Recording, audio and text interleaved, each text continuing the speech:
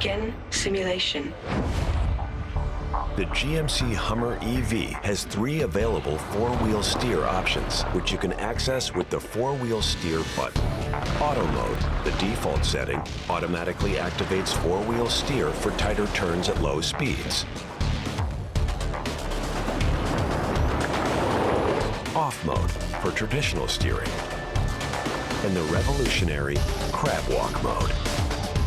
To initiate available CrabWalk, bring your vehicle to a complete stop and center the steering wheel. Press and hold the 4-wheel steer button for 4 seconds. Release the button. And now you're ready to move diagonally.